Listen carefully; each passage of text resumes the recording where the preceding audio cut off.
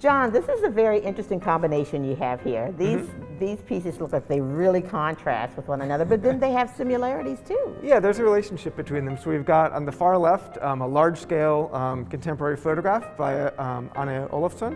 The center there, a early 20th century portrait painting by Robert Henry. And then on the right, again, another contemporary photograph by Ruben Natal San Miguel.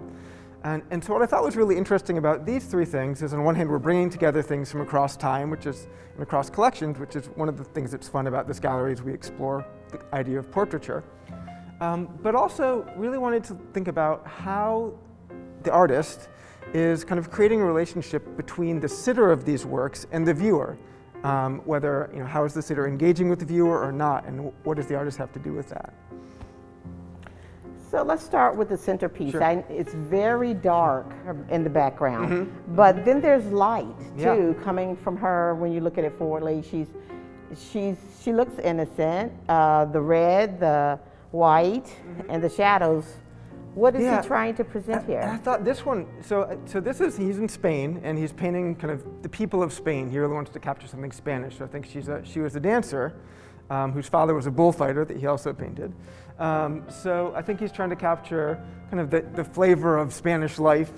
See if she's got her traditional shawl and other costume on, dancing costume. But I really love the way that it related with the red and the white to the Ruben Natal San Miguel.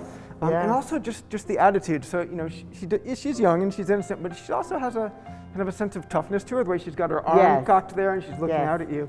And I thought, Ruben Natal San Miguel, this is not, someone he was kind of having a relationship and seeking out, as Henry did with his sitter.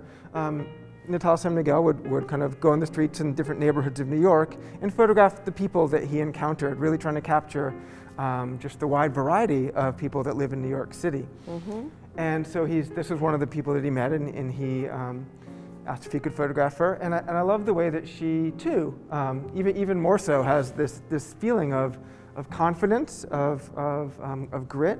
She's got her arms crossed and is standing with a very straight posture and looking right out at the viewer. And so I think I liked that, 100 years apart, two artists are approaching very different subjects, but trying to project that same kind of attitude out of you. And then we look at this one right here, which is really compelling from the standpoint of her body language. Her face is down, almost in not really a fetal position, but so I thought this was interesting. How does the relationship with the viewer change when the subject, which is in this case, it's actually the artist herself, her head is turned completely away from you, and she's not sitting up or standing tall in a position of confidence. She's, like you said, almost in a fetal position.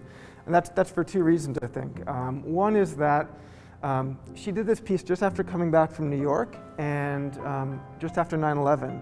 And so it's really very much a mourning piece, her kind of thinking back on what had happened when she was there. And that again gives us that black color too. I think she very purposely did the black figure in the black background. But she's also referencing a historic sculpture. We actually have it on the label there that people can see. She's kind of referencing that twisted, very kind of Baroque body position there as well, looking back to art history, kind of like Kehinde Wiley did.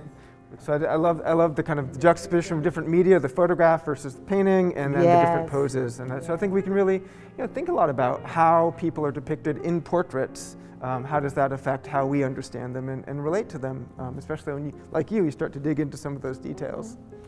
And I have certain emotions that come out when I experience the pieces. I feel this mourning almost, or a sadness when I look at that. And then with these, it's more of confidence. And so I love the way that you did that. Thank you. So you've got, lots of different approaches to portraiture, and we'll talk about a few more too. Fantastic. Thanks, John.